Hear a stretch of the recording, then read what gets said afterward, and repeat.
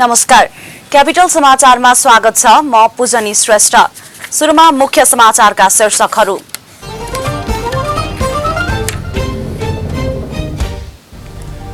सर्वोच्च अदालतमा परेको संसद विघटन विरुद्धको रिटमाथिको प्रतिरक्षा बहस सकियो। अदालतको अवहेलना मुद्दा खेपेका 4 पूर्व प्रधान न्यायाधीशद्वारा लिखित जवाफ पेश। समानान्तर सरकार सञ्चालन गर्ने प्रयास भएपछि संसद भंग गरेको प्रधानमन्त्री ओलीको स्पष्टोक्ति। वर्तमान सरकारले 3 वर्षे कार्यकाल पूर्ण रूपमा असफल भएको कांग्रेसको टिप्पणी। नेपालमा प्रयोगमा ल्याइएको कोरोना भाइरस विरुद्धको खोप प्रभावकारी रहेको विज्ञहरूको भनाई। खोपलाई आम समुदायसम्म पुर्याउनु पर्नेमा जोड। म्यानमारमा 8 घण्टापछि सेनाद्वारा इन्टरनेट सेवा सुचारू। नेत्री सुकीलाई नजरबन्दबाट मुक्त गर्नुपर्ने माग राख्दै दैनिक लाखौंको संख्यामा सड़क प्रदर्शन हुँदै। र राष्ट्रिय महिला लीग फुटबलमा विभागीय टोली एपीएफको अपराजित यात्रा कायमै। सोमबारको खेलमा नेपाल पुलिस 2-1 गोल अन्तरले पराजित।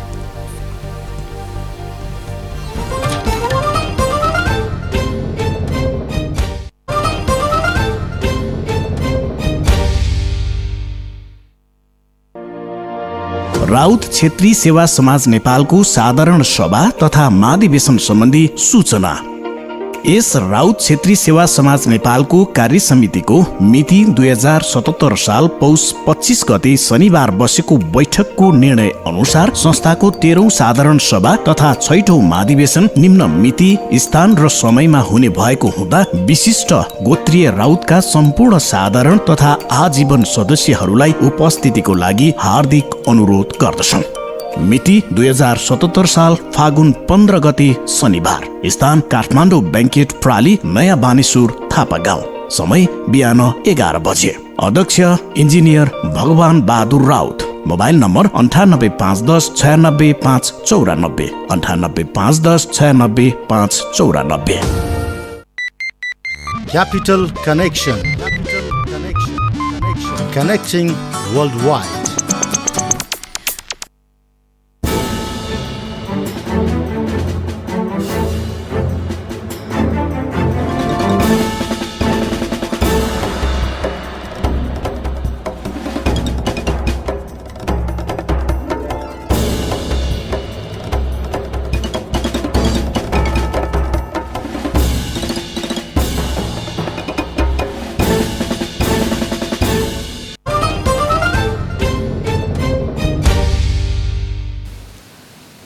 क्यापिटल समाचार अब विस्तारमा।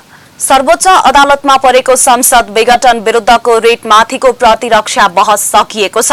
आइतबारबाट शुरू भएको रिट निवेदक पक्षीय वकिलहरूको जवाफी बहस सोमबार सकिएको हो। सोमबारको सुनवाईमा वरिष्ठ अधिवक्ता शम्भु थापाले अदालतले संसद पुनर्स्थापना गर्दा संसद बैठक बस्ने मिति तोकिदिनुपर्ने बताउनुभयो। रिट निवेदकका तर्फबाट प्रतिरक्षा बहसमा भाग लिँदै थापाले अदालतले बैठकको मिति तोकिदिएपछि सभामुखले बैठक राख्ने र त्यहाँ प्रधानमन्त्री पनि उपस्थित हुने बताउनुभयो। थापाले संविधानमा नलेखिएको कुरा विशेषाधिकार भनेर प्राप्त गर्न नसकिने तर्क गर्नुभयो। त्यस्तै अर्का वरिष्ठ अधिवक्ता मुक्ति प्रधानले अदालतले संसद पुनर्स्थापना गरिदिएको खण्डमा प्रधानमन्त्रीले बैठक बोलाइदिन भन्न नपाउने बताउनुभयो। अब मंगलबारदेखि अदालतको सहयोगी अर्थात एमिकस क्युरीको बहस शुरू हुने भएको छ। यो मुद्दामा सर्वोच्च अदालतले नेपाल बार एसोसिएसनबाट 3 जना र सर्वोच्च अदालत बार एसोसिएसनबाट 2 जना एमिकस क्युरी माग गरेको थियो। नेपाल बारले बद्री बहादुर कार्की, विजयकान्त मैनाली र सतीश कृष्ण खरेल तथा सर्वोच्च अदालत बार एसोसिएसनबाट पूर्णमान साक्य र गीता पाठक एमिकस क्युरीको रूपमा चयन भएका छन्। उनीहरूले कुनै पक्ष विपक्षमा नरही अदालतलाई राय दिनेछन्। एमिकस क्युरीको रायपछि फैसला आउनेछ।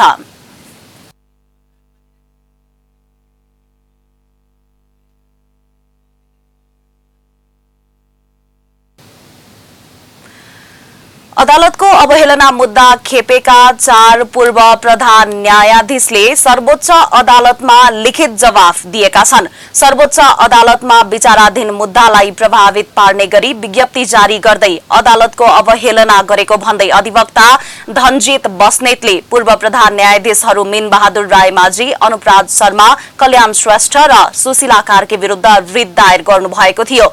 सर्वोच्चमा लिखित जवाफ पेश गर्दै उनीहरूले अदालतमा विचाराधीन रहेको जनसरोकारको विषयमा बोल्न आम रूपमा प्रतिबन्ध सृजना गर्ने मान्यता कहीँ कतै नरहेको जिकिर गरेका छन्। नेपाली नागरिकताको चाहिँ अधिकार र दायित्व दुवै हुन्छ। हामी उप कसैले शिकायत गर्न पाउने नै भयो, त्यसको सम्मान हामी गर्छौँ र त्यही सम्मान गरेर हामी त्यहाँ गएका हौँ। बाँकी कुरा त अदालती प्रक्रियामा यथोचित चाहिँ यसको मूल्याङ्कन हुने नै छ।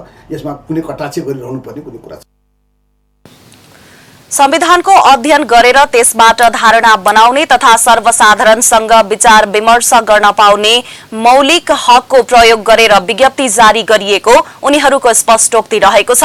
आफूहरूको विज्ञप्ति विचाराधीन मुद्दा र अदालतप्रति लक्षित नभई विघटन गर्ने निर्णय प्रक्रियामा सहभागी अवयवहरूप्रति लक्षित रहेको उनीहरूले प्रश्न पारेका छन्। न्यायाधीश भएर रिटायर भएपछि आफूले एउटा मुद्दा पनि बेहोर्नु पर्यो। कुनै ठुलो कुरो होइन, जीवनमा जे आउँछ त्यो त गर्दै जानुपर्छ होइन। लाइफ भनेको कुनै इजी होइन, सङ्घर्ष त मान्छेले सङ्घर्ष त गर्छ। अनि मलाई यसले कुनै केही फरक पारेन। प्रतिनिधि सभा विघटन गैर संवैधानिक भएको उल्लेख गर्दै उनीहरूले आफूहरूको प्रतिबद्धता अझै कायमै रहेको बताएका छन्। सर्वोच्चले 4 पूर्व प्रधान न्यायाधीशलाई अवहेलना मुद्दामा फागुन 6 गतेका लागि तारिख तोकेको छ। प्रधानमन्त्री केपी शर्मा ओलीले समानान्तर सरकार सञ्चालन गर्ने प्रयास पार्टी भित्रैका नेताबाट सुरु भएपछि प्रतिनिधि सभा विघटन गरेको प्रष्टीकरण दिनुभएको छ। भूकम्पले क्षतिग्रस्त भई पुनर्निर्माण भएको प्रधानमन्त्री तथा मन्त्री परिषदको कार्यालय भवनको सोमबार उद्घाटन गर्दै उहाँले सत्तारूढ दलकै नेताले अवरोध गरेपछि देश र जनताको हितलाई प्राथमिकतामा राखेर संसद भंग गरेको बताउनु भएको हो। प्रधानमन्त्री ओलीले सरकारले घोषणा गरेको मितिमा निर्वाचन हुने दावी गर्नुभयो। वैशाख 17 गते शुक्रबार पहिलो चरणमा र 78 साल वैशाख 27 गते सोमबार दोस्रो चरणमा निर्वाचन हुन्छ। प्रधानमन्त्री ओलीले आफूले सरकारको नेतृत्व गरेपछि गरेका विभिन्न कामहरूको फेयरिस्ट नै राख्नुभयो। यो अवधिमा 89 नयाँ कानून निर्माण भएको, संविधान सम्मत नभएका 100 कानूनहरू संशोधन भएको तथा केन्द्र र प्रदेश स्तरीय वित्तीय व्यवस्थापनका लागि आवश्यक कानून कार्यविधि निर्माण भएको उहाँले जानकारी दिनुभयो। आफूले सरकारको नेतृत्व लिने बेलामा अस्तव्यस्त रहेको अर्थतन्त्रलाई सम्हालेको उहाँको दावी छ। आफूले सरकारको नेतृत्व सम्हालेको पहिलो वर्ष मुलुकले 7%, दोस्रो वर्ष 7 भन्दा माथिको आर्थिक वृद्धि हासिल गरेको तथा 7 वटा प्रदेशको आर्थिक वृद्धि 6% भन्दा माथि रहेको उहाँको भनाइ छ। प्रधानमन्त्री ओलीले भूकम्पले क्षति पुर्याएका सरकारी भवनहरूको पुनर्निर्माणको काम 95% सम्पन्न भएको बताउनुभयो। निर्माणको अनुपात हेर्दा प्रत्येक दिन 5 किलोमिटर सड़क कालोपत्र हुने र हरेक दिन 1 भन्दा बढी झोलङ्गे पुल निर्माण भइरहेको उहाँले बताउनुभयो। प्रत्येक दिन कम्तीमा 5 किलोमिटर सडक कालोपत्रे भयो। हरेक दिन कम्तीमा 1 भन्दा बढी झोलुङ्गे पुल बने। हरेक दोस्रो दिन कम्तीमा एउटा सडक पुलको निर्माण कार्य सम्पन्न भयो। हरेक तेस्रो दिन एउटा ग्रामीण सडक पुलको निर्माण सम्पन्न भयो। प्रधानमन्त्री ओलीले सुशासन र भ्रष्टाचारको विरुद्धको अभियान सशक्त ढंगले अघि बढेको र पद र पहुँचका आधारमा भ्रष्टाचारीले छुट नपाउने दोहोर्याउनुभयो। सुकै उच्च ओहदावाला होस् वा कथित पहुँचवाला, तिनको मुख हेरेर सजाय तोकिन्न। कारबाही गर्ने नगर्ने फैसला लिइन्न। यो मेरो प्रतिबद्धता लोक रिजाई वा ओठे भक्ति होइन, निष्ठा हो। सम्बोधनका क्रममा महिला हिंसा लगायत जघन्य हिंसाका दोषीलाई उम्कन नदिने प्रतिबद्धता जनाउनुभयो। सरकारले एसिड आक्रमण तथा बलात्कार र महिला हिंसा विरुद्धका अध्यादेशहरू ल्याएको र सो मार्फत दोषीलाई हदैसम्म कारवाही गर्ने, पीडितलाई तत्काल क्षतिपूर्ति सहित न्याय दिने बताउनुभयो। नेपाली कांग्रेसले प्रधानमन्त्री केपी शर्मा ओली नेतृत्वको सरकार पूर्णतः असफल भएको प्रतिक्रिया दिएको छ। वर्तमान सरकारले 3 वर्ष पूरा गरेको सन्दर्भमा नेपाली कांग्रेसले सरकारले सहयोगी प्रतिपक्षी हुँदाहुँदै पनि काम गर्न नसकेर असफल भएको प्रतिक्रिया दिएको हो। नेपाली कांग्रेसका प्रवक्ता विश्वप्रकाश शर्माले अनुकूल राजनैतिक परिस्थिति भएर पनि इतिहासको सबैभन्दा बढी बलियो भनिएको सरकार प्रधानमन्त्रीको अयोग्यताको कारणले असफल भएको बताउनुभयो। इतिहासमै सबैभन्दा अयोग्यता चाहिँ वर्तमान प्रधानमन्त्रीजीबाट प्रस्तुत भयो। एकातर्फ उहाँको व्यक्तिगत अयोग्यताले कार्य गर्यो। कांग्रेसले सरकार बलियो भनिए पनि जनअपेक्षा अनुसार काम गर्न नसकेको र प्रधानमन्त्री स्वयं अयोग्य भएको प्रारम्भिक मूल्याङ्कन गरेको प्रवक्ता शर्माले बताउनुभयो। सरकारले 3 वर्षमा 3 उपहार, दम्भ, द्वन्द र भ्रष्टाचार जनतालाई दिएको प्रवक्ता शर्माको भनाइ छ। झण्डै 2/3 बहुमत सहित केपी शर्मा ओली नेतृत्वमा सरकार गठन भएको 3 वर्ष पूरा भएको छ। प्रतिनिधि सभाको निर्वाचन सम्पन्न भएपछि 3 वर्ष पहिले 2074 साल फागुन 3 गते केपी शर्मा ओलीको नेतृत्वमा वर्तमान सरकार गठन भएको हो। 3 वर्षको अन्तरालमा तत्कालीन नेकपाले सार्वजनिक गरेका थुप्रै प्रतिबद्धता अलपत्र छन्। अचला लोहनीको रिपोर्ट। प्रधानमन्त्री केपी शर्मा ओलीले 3 वर्षीय कार्यकालमा भएका विभिन्न कामलाई 74 बुँदामा समेटेर प्रमुख उपलब्धि सोमबार सार्वजनिक गर्नुभएको छ। चुनावी परिणामपछि वाम गठबन्धनले केपी शर्मा ओलीको नेतृत्वमा सरकार गठन भएपछि 3 वर्षको यो अवधिमा समृद्धको सपना सहित जनताको बीचमा भोट माग्न पुगेका नेकपाका अधिकांश नेता छिन्न भिन्न छन्। प्रदेश 2 बाहेक बाँकी 6 वटै प्रदेशमा रहेका नेकपा नेतृत्वको सरकार 3 वर्ष पुग्दा नपुग्दै केन्द्रीय राजनीतिक तमासाको शिकार भएको छ। समीक्षा अवधिलाई हेर्दा नेकपालाई 3 वटै तहका सरकार सञ्चालनमा प्रशस्तै चुनौती देखिएका छन्। बहुमतको सरकार चलाउन पाएमा 2 वर्षमा गर्ने, 5 वर्षमा गर्ने र 10 वर्षमा गर्ने काम भन्दै वाम गठबन्धनले लामो सूचना सार्वजनिक गरेका थिए। तर 3 वर्ष पुग्दा नपुग्दै साबिकको वाम गठबन्धन भित्रका नेता अहिले सरकारको असफलताको श्रृङ्खला कोट्याइरहेका छन्। महँगी तथा बजार नियन्त्रण, आधारभूत खाद्यान्नमा आत्मनिर्भर, यातायात तथा अन्य क्षेत्रमा रहेका सिन्डिकेट अन्त्य, नियमित बजार अनुगमन जस्ता नागरिकको सरोकारको प्रश्नमा सरकार असफल भएको छ। पहिलो वर्षलाई संविधान कार्यान्वयनको आधार वर्ष, दोस्रो वर्षलाई समृद्धको आधार वर्ष र तेस्रो वर्षलाई पूर्वाधार विकास वर्षको रूपमा घोषणा गरेको सरकारले अहिले पनि सरकार आफ्नो प्रतिबद्धताबाट विचलित नभएको दाबी प्रधानमन्त्रीको छ। 3 वर्षमा सङ्घ, प्रदेश र स्थानीय तहका गरी थप 915 सडक पुल निर्माण भएका छन्। नेपालकै दोस्रो लामो सिस्निया गढवा राप्ती सडक पुल यसै अवधिमा सम्पन्न भएको छ। 416 ग्रामीण सडक पुलसहित सडक पुलको कुल सङ्ख्या 3136 पुगेको छ। हालसम्म 130 वटा तुइन विस्थापित गरी जोलुङ्गे पुलहरू निर्माण भएका छन्। नेकपा नेतृत्वको सरकारले 2 वर्षभित्र भैरहवा विमानस्थल निर्माण पूरा गर्ने घोषणा गरेको थियो, जुन कामको प्रगति अपेक्षाकृत छैन। त्यस्तै सरकारको चुनावी पत्रमा रेल तथा पानी जहाजको सपना समेटिएको थियो। यसतर्फ जनताले अनुभव गर्ने प्रगति नदेखिए पनि सरकारले कार्यक्रम सफल भएको दाबी गरेको छ। प्रधानमन्त्री ओलीले आफ्नो पहिलो कार्यकालमै देशभरका तुइन हटाउने घोषणा गरे पनि दोस्रो कार्यकालको 3 वर्ष बितिसक्दा समेत तुइन दूरदराजका नागरिकको बाध्यता बनिरहेको छ। यस्तै यो बीचमा सरकारसँग जोडिएको नागरिकको धेरै आशा र अपेक्षा सङ्कुचित बनेका छन्। शक्तिशाली सरकार बलात्कार, हत्या तथा हिंसाजन्य घटनाका अघिल्तिर निर्हित भूमिकामा देखिएका छन्। जनताको तीव्र असन्तुष्टि सम्बोधनका लागि केन्द्रित हुनुपर्ने नेकपाको पार्टी पंक्ति विभाजित छ। तर पनि शान्ति सुरक्षा चुस्त दुस्त भएको र विकासमा तीव्रता आएको दाबी प्रधानमन्त्रीको छ।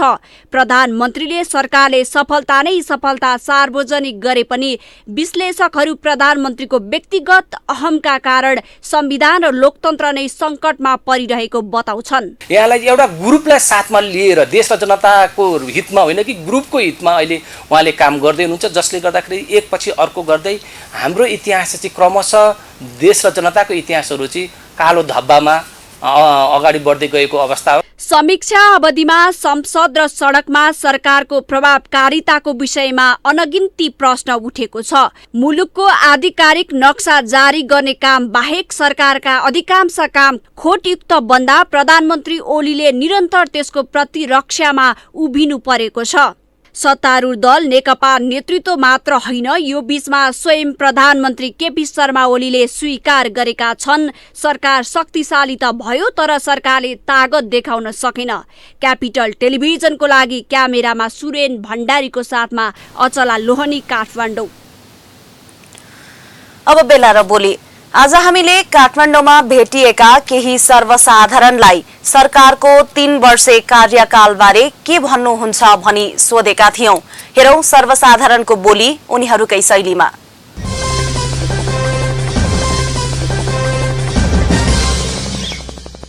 मैले हेरे अनुसार धेरै सेक्टरमा उहाँले त धेरै विकास गर्नुभएको छ, तर अहिले केही सेक्टरमा विकास गर्न बाँकी नै छ। यतातिर त भइसकेको छ, तर हाम्रो तराईतिर अलि छैन विकास भएको, अनि उहाँलाई अलिकति उता पनि ध्यान दिनु पर्यो। मेलम्ची खाने प्रोजेक्ट अहिलेसम्म भएको छैन। त्यो हामी 7 क्लासमा हुँदाखेरि त्यो सुनिरहेको थियौँ कि 1-2 सालमा हुन्छ, तर अहिले 7 वर्षभन्दा पनि बढी भइसक्यो, अहिलेसम्म भएको छैन। उहाँलाई अलिकति ध्यान दिनु पर्यो शैक्षिकमा पनि, र तराईतिरको बाटोघाटो हेरिदिएको भए राम्रो हुन्थ्यो। 9 महिना लकडाउन गरेर यहाँको नेपाली जनता, गरिब जनता, मुख्यतः गरिब जनतालाई घरमा थुनेर भोकै मार्नु भनेको त्योभन्दा जघन्य अपराध चाहिँ मैले केही पनि बुझेन। मेरो आफ्नो व्यक्तिगत कुरा चाहिँ उहाँले यो ठुल्ठुलो कुरा भने यो सपना देखाएर मान्छेलाई फजुल कुरा र बेकुफ बनाउने कुरा बाहेक मैले केही पनि पाउँदैन। जनता योभन्दा दुःखदायी जीवन बिताउन चाहिँ बाध्य हुनपर्ने दिन मैले देखिरहेको छु, र त्यस्तो ठुलो खासै केही देखाएको छैन। त्यो केही गरेको पनि मैले पाएको छैन अहिलेसम्म, र भोट पनि मैले उहाँलाई नै हालिदिएको हो। वास्तवमा राम्रो काम मैले, मेरो गाउँ रामेछाप हो।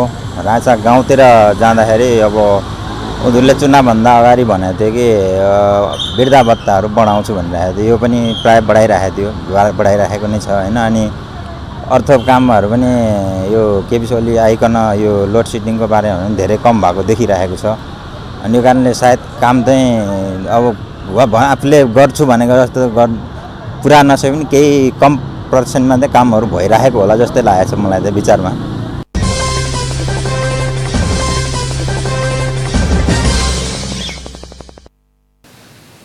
क्यापिटल समाचारमा अब पालो विश्रामको।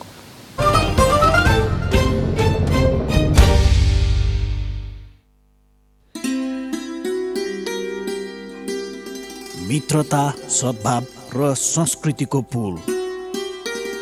कार्यक्रम हिमाल वारिपारी।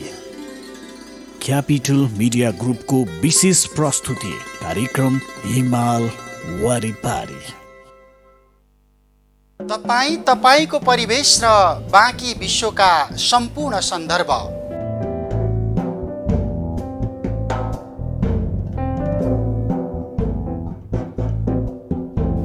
मानव सभ्यताका विविध आयाम, साथमा रोचक विश्व अनि विज्ञान र प्रविधिको चर्चा। कार्यक्रम गोलार्ध।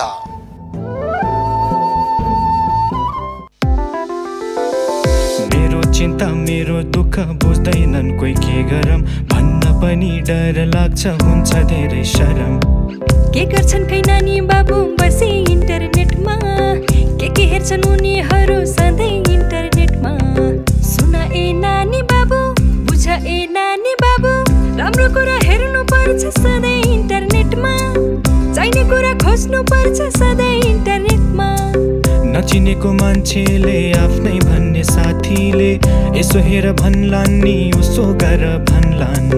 लाज लाग्ने फोटो भिडियो हुन्न भन्नु पर्छ है, दुर्व्यवहार भएमा डराउनु हुन्न भन्नलाई।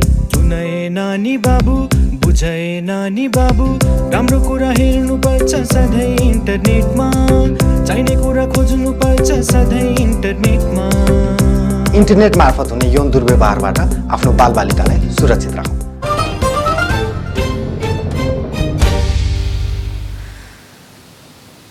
विश्रामपछि क्यापिटल समाचारमा स्वागत छ। अब बाँकी समाचार।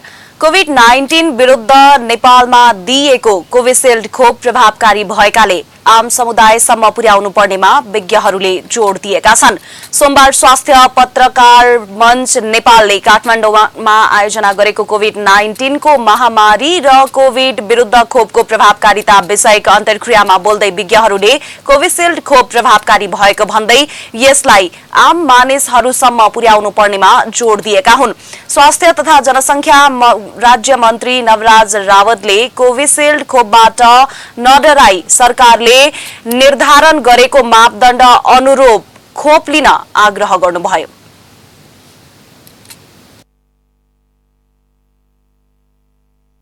हाल्नुपर्ने खोपबाट आत्तिहाल्नु पर्ने त्यस्तो होइन। सबैले सरकारले निर्धारण गरेको मापदण्ड अनुरूप जो तपाईहरु पर्नुहुन्छ सबैले यो खोप लिन म सबैलाई आग्रह अनुरोध पनि गर्न चाहन्छु। खोप विज्ञ डाक्टर श्यामराज उप्रेतीले अध्ययनले कोभिसिल्ड खोप 70% भन्दा बढी प्रभावकारी भएको बताउनुभयो। कोभिसिल्ड खोप लगाइसकेपछि कोरोना लागेपछि मृत्यु कम हुने, अस्पताल जानुपर्ने अवस्था नआउने तथा सिकिस्त बिरामी नपर्ने उहाँको भनाइ छ। भ्याक्सिन लगाएमा कोरोनाको संक्रमण भए पनि रोग लाग्न नसक्ने उहाँले स्पष्ट पार्नुभयो। यो भ्याक्सिन लगाइसकेपछि के देखिएको छ भने कोभिड लागे पनि मृत्यु कम हुन्छ अथवा हुँदैन। हस्पिटलाइजेसन सिकिस्त बिरामी भएर अस्पतालमा भर्ना हुने दर कम, त्यस्तै सिकिस्त रोगहरू चाहिँ कम हुन्छ।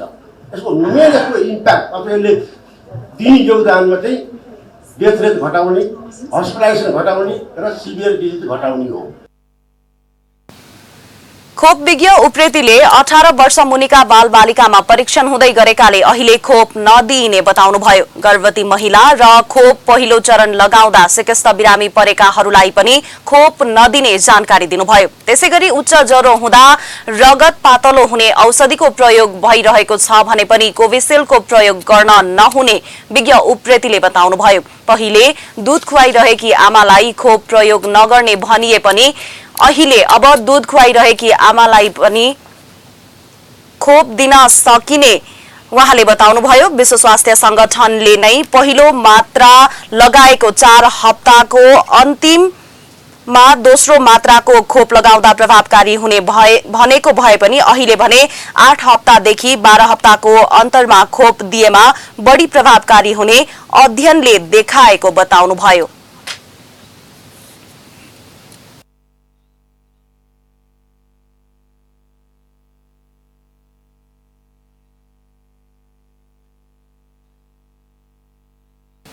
पछिल्लो 24 घण्टामा देशभर थप 122 जनामा कोरोना भाइरसको संक्रमण पुष्टि भएको छ।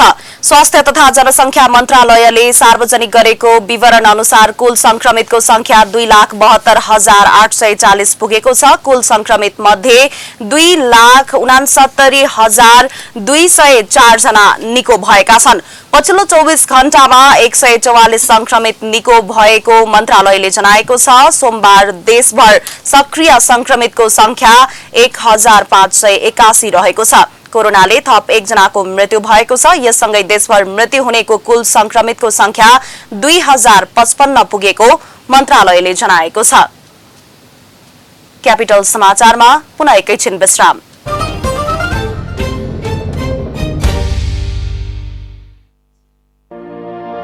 राउत क्षेत्री सेवा समाज नेपालको साधारण सभा तथा महाधिवेशन सम्बन्धी सूचना।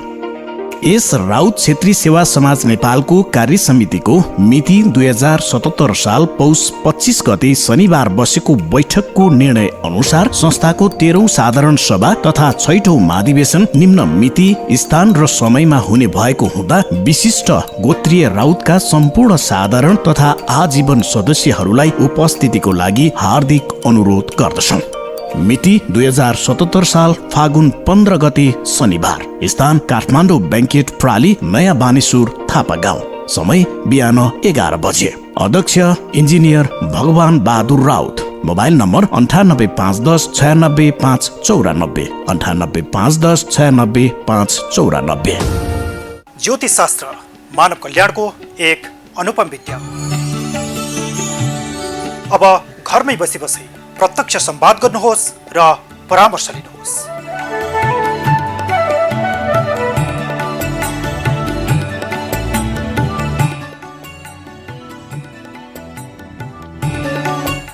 प्रस्तुत छ ज्योतिष समय, यानी सम्पूर्ण ज्योतिषीय समाधान।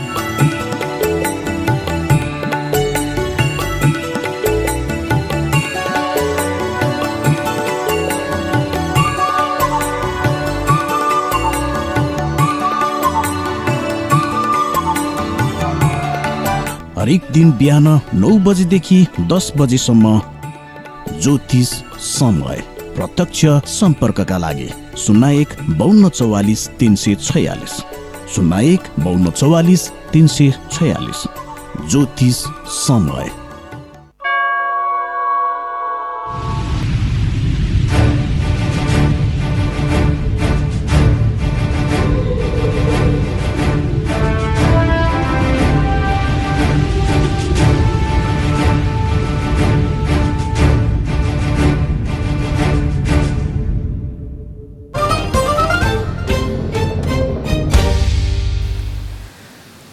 विश्रामपछि क्यापिटल समाचारमा पुनः स्वागत छ।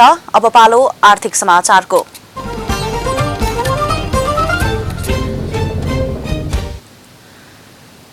विगत केही दिनदेखि ओह्रालो लागेको शेयर बजारमा सोमबार 92 अङ्कले सुधार आउँदा परिसूचक 2586 अङ्कमा पुगेर रोकिएको छ।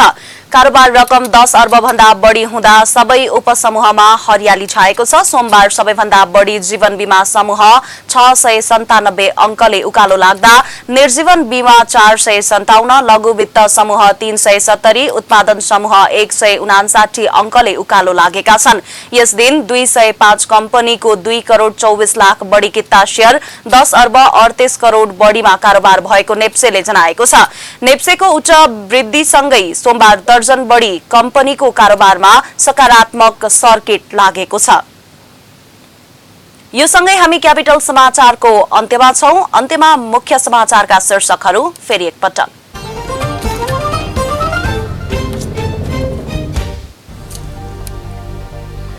सर्वोच्च अदालतमा परेको संसद विघटन विरुद्धको रिटमाथि प्रतिरक्षा बहस सकियो। अदालतको अवहेलना मुद्दा खेपेका 4 पूर्व प्रधान न्यायाधीशद्वारा लिखित जवाफ। समानान्तर सरकार सञ्चालन गर्ने प्रयास भएपछि संसद भंग गरेको प्रधानमन्त्री ओलीको स्पष्टोक्ति। वर्तमान सरकारको 3 वर्षे कार्यकाल पूर्ण रूपमा असफल भएको कांग्रेसको टिप्पणी। नेपालमा प्रयोगमा ल्याइएको कोरोना भाइरस विरुद्धको खोप प्रभावकारी रहेको विज्ञहरूको भनाई। खोपलाई आम समुदायसम्म पुर्याउनु पर्नेमा जोड। म्यानमारमा 8 घण्टापछि सेनाद्वारा इन्टरनेट सेवा सुचारू। नेत्री सुकीलाई नजरबन्दबाट मुक्त गर्नुपर्ने माग राख्दै दैनिक लाखौंको संख्यामा सड़क प्रदर्शन हुँदै। र राष्ट्रिय महिला लीग फुटबलमा विभागीय टोली एपीएफको अपराजित यात्रा कायमै। सोमबारको खेलमा नेपाल पुलिस 2-1 गोल अन्तरले पराजित।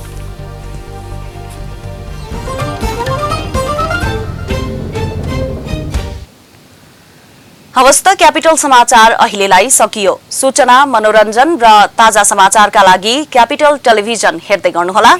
नमस्कार।